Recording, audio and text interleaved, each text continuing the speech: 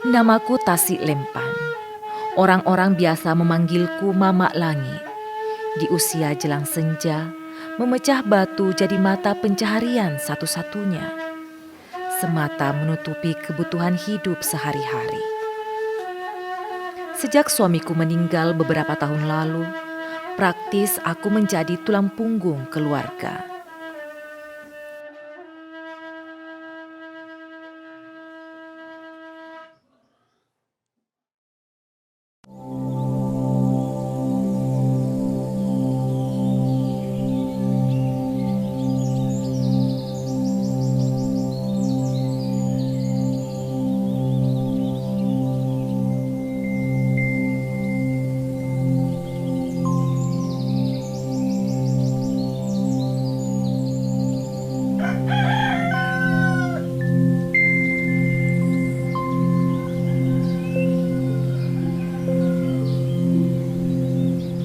Kehidupanku dimulai pagi ini di sebuah desa di Kabupaten Mamasa, Sulawesi Barat, bernama Desa Bombong Lambe.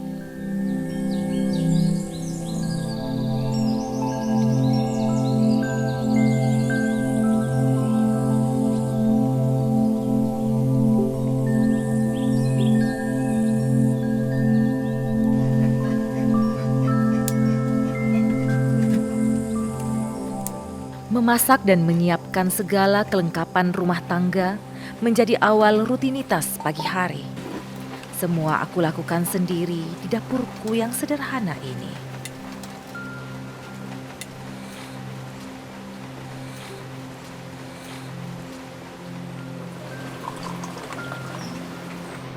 Menyeruput kopi hangat sebelum berangkat bekerja, mengusir dingin pagi ini.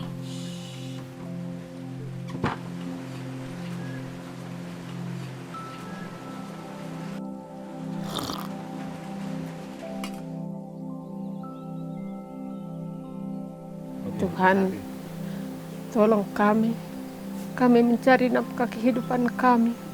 Kami bersyukur sekali Tuhan, karena diberikan kesempatan oleh Tuhan. Kami bekerja pekerjaan yang ditunjukkan oleh Tuhan pada pagi hari ini. Lindungi kami, tutup bungkus dan kuasa darah-Mu Tuhan. Ampuni mereka, kuatkan mereka, berikan panjang umur mereka semua.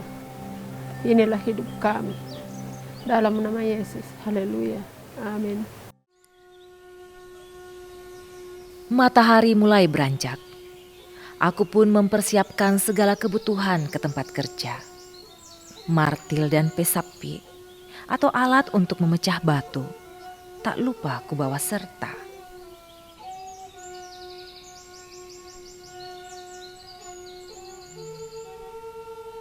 Berjalan menyusuri jalan setapak dari rumah ke tempat kerja. Harapan selalu terbersit di hati.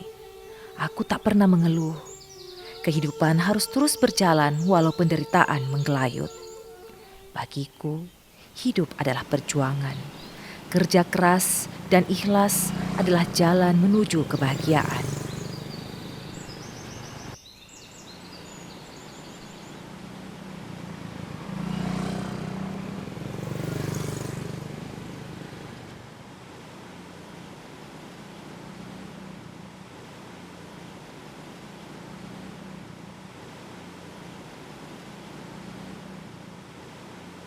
Beginilah keadaan tempatku bekerja.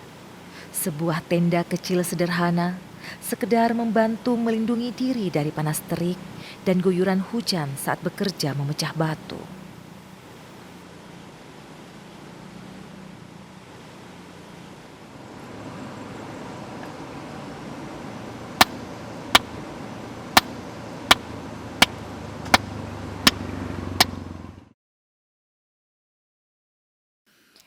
Di sepanjang pinggiran sungai Mamasa, aku dan puluhan ibu-ibu lainnya mengadu nasib memecah batu demi lembaran rupiah.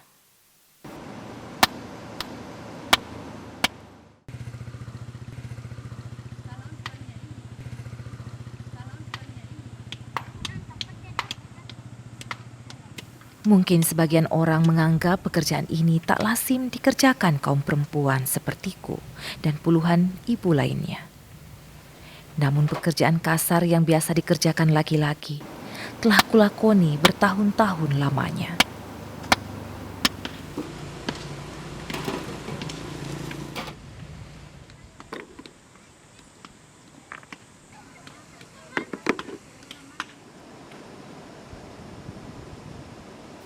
Tak ada pilihan lain.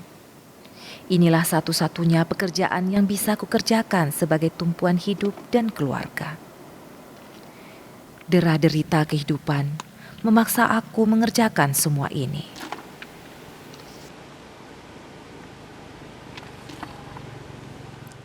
Karena ya tidak ada pekerjaan yang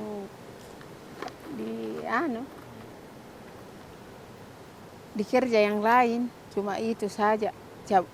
Bikin-bikin kebun, bikin-bikin ini ya, cari-cari batu supaya kita dapat ya dibelikan beras.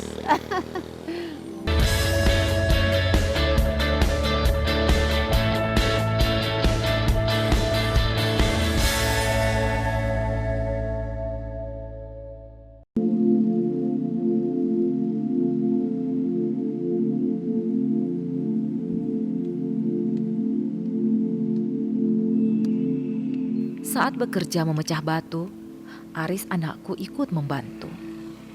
Aku terkadang tak tega melihatnya. Tapi ketidakmampuan ekonomi keluarga memaksa ia harus putus sekolah di tingkat SD.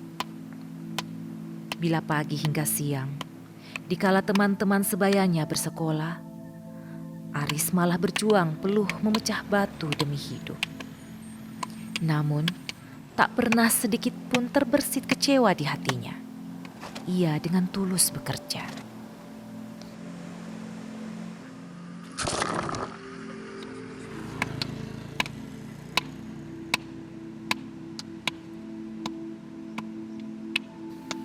Selain Aris, aku juga dibantu oleh anak bungsuku yang putus sekolah.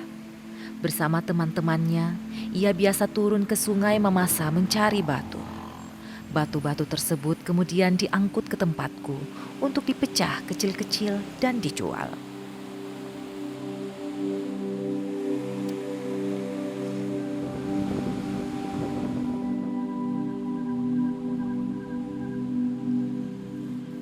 Di bawah terik matahari, aku dengan sabar memecah batu menggunakan martil. Pesapi, alat bantu yang berbentuk bulat, terbuat dari karet ban yang kubuat sendiri, digunakan agar lempengan batu tak berhamburan saat dipukul.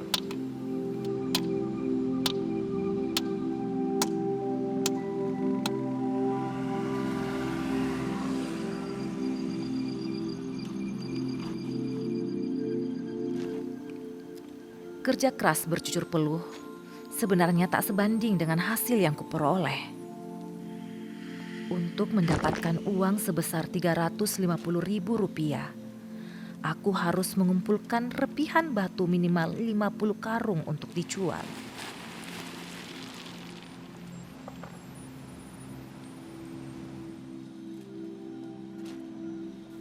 Dalam sehari, aku hanya mampu membawa uang sekitar Rp17.000 saja untuk 3 hingga 5 karung pecahan batu. Badanku yang semakin lemah tergerus usia, tak lagi dapat bekerja keras memecah batu untuk menghasilkan puluhan karung serpihan batu.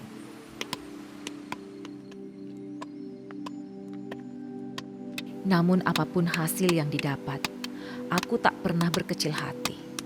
Aku selalu bersyukur masih bisa mendapat rezeki dari hasil keringat sendiri.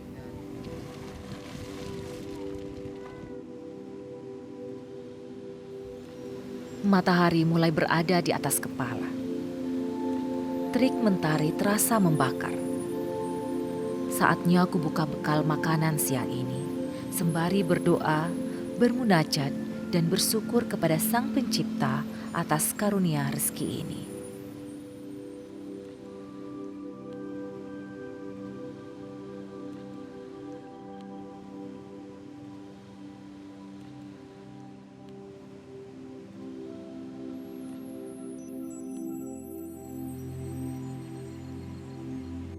Mungkin keluargaku telah ditakdirkan menjadi pemecah batu. Dari anak hingga cucu, bergelut hidup memecah kerasnya bongkahan asa. Seperti halnya Grace, salah satu cucuku yang terpaksa memecah batu, membantu ekonomi keluarga, dan membiayai sekolahnya sendiri. Sudah sekitar 1 bulan lebih bantu-bantu orang tua, bayar uang sekolah juga. Ya, perasaan sedih, kasihan. Sudah di masa tuanya kerja begitu. Tapi mau dia apa ya, kehidupan sudah begitu.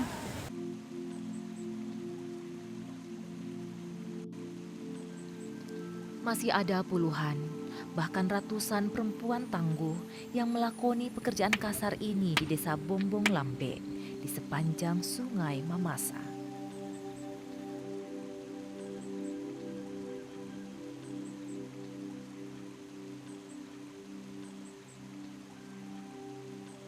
Bantaran sungai sepanjang poros Mamasa Polewali berdiri tenda-tenda yang diisi para pemecah batu yang mayoritas adalah kaum perempuan. Kemiskinan dan minimnya pendidikan memaksa sejumlah ibu rumah tangga di desa Bombong Lambe menyambung hidup dengan memecah batu.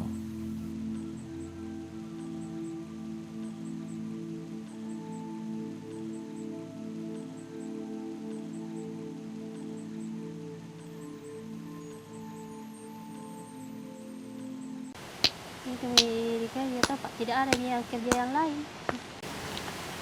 Kerja yang lain, ya. Jadi ini batu. Kita tidak sekolah, tidak ada yang diharapkan.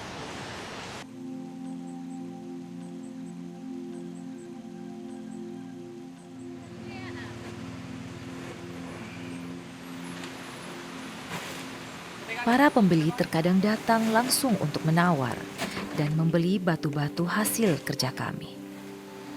Biasanya mereka membeli batu untuk digunakan dalam pengerjaan bangunan.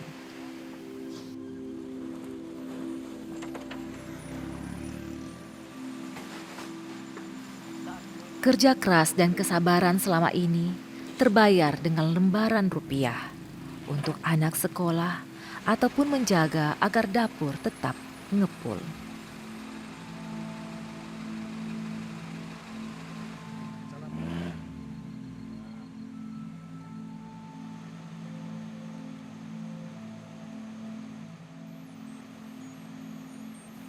Bila ibu-ibu bekerja memecah batu, para lelaki membantu mengambil material di sungai ataupun gunung batu.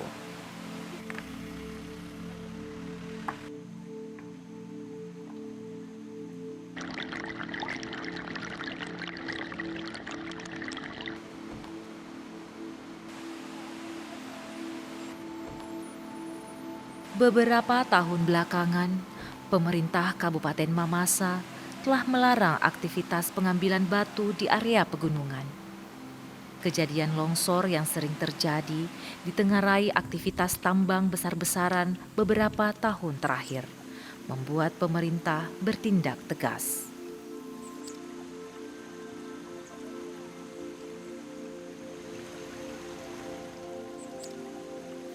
Bagi kami, yang hanya mengandalkan pekerjaan sebagai buruh pemecah batu, kondisi ini membuat hidup semakin sulit dan tak menentu. Setiap harinya, hati selalu diliputi rasa was-was bila sewaktu-waktu kami ditertibkan dan tak dapat lagi bekerja.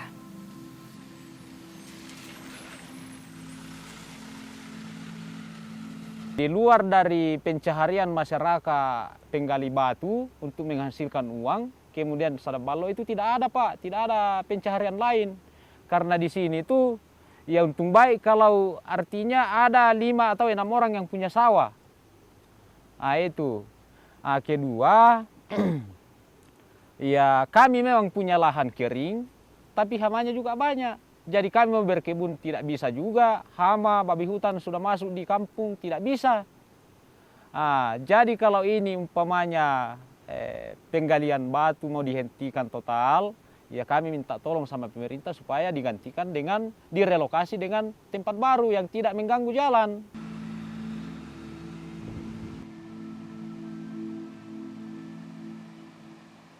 Tidak setuju kalau kita dia tidak ada ya di pekerjaannya, tidak ada makan orang kalau begitu.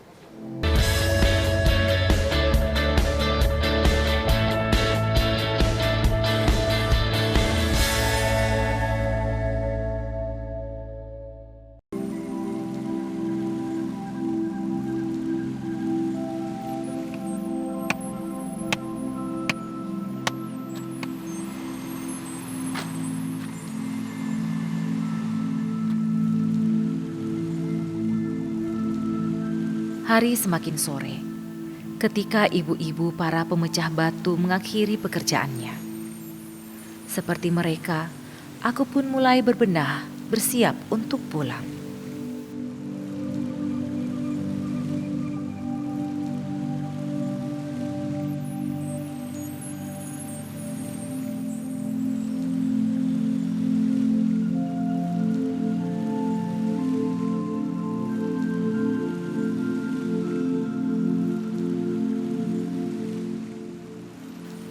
Memasuki hutan membawa harapan. Setelah seharian bekerja memecah bongkahan rezeki, aku pun menyusuri jalan mendaki menuju rumah.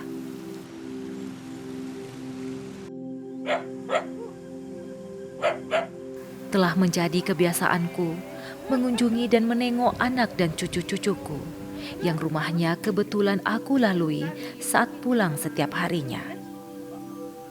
Bermain bersama cucu menjadi obat mujarab untuk melupakan sesaat derita hidup dan letih setelah seharian bekerja.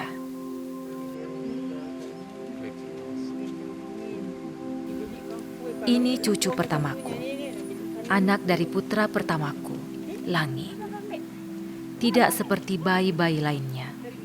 Sejak lahir, ia memiliki fisik yang tidak normal. Ia juga divonis menderita gizi buruk. Keterbatasan ekonomi kami membuat hidupnya menderita.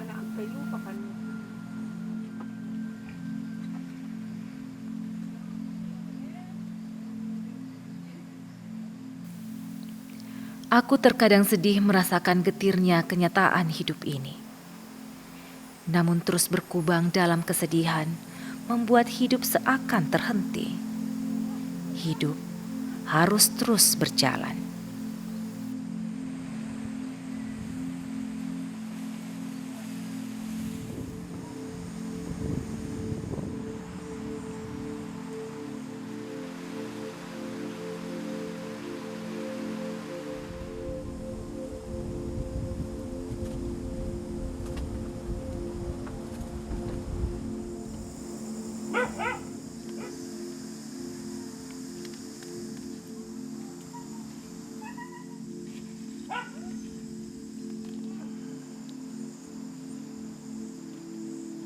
Sesampainya di rumah, aku melanjutkan aktivitas rumah tangga dan mengurus segala sesuatunya di dapur.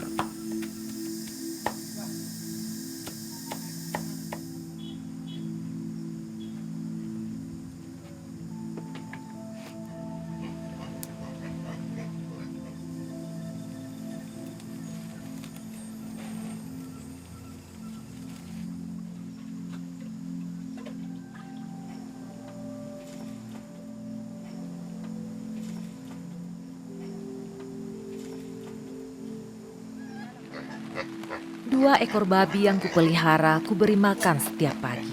Daun ubi jalar di belakang rumah menjadi menu sehari-hari.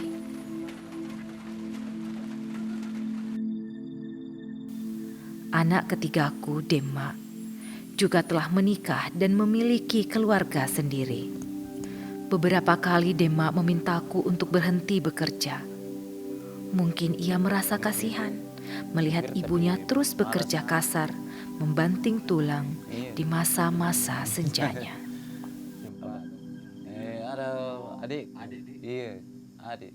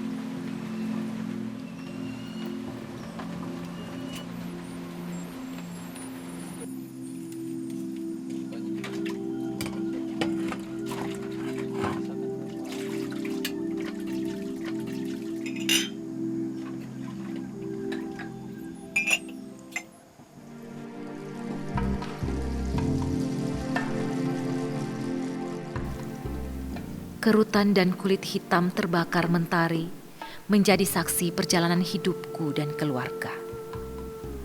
Takdir ini tak pernah kusesali. Tuhan telah mengatur semuanya. Aku percaya masa depan bahagia menunggu di depan mata.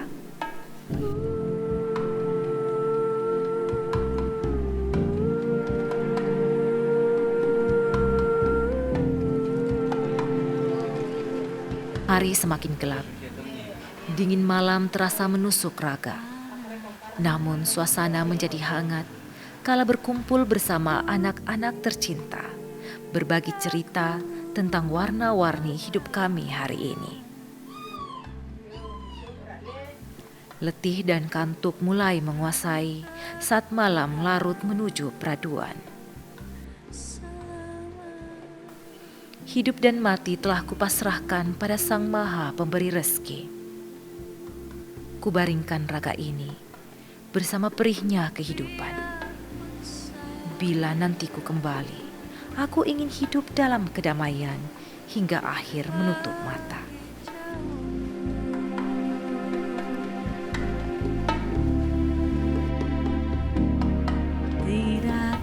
Semangat terus hidup tak pernah surut.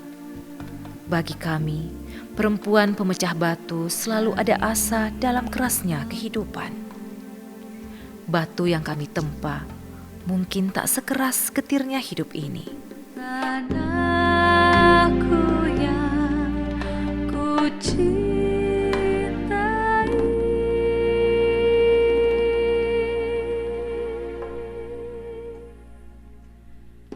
engkau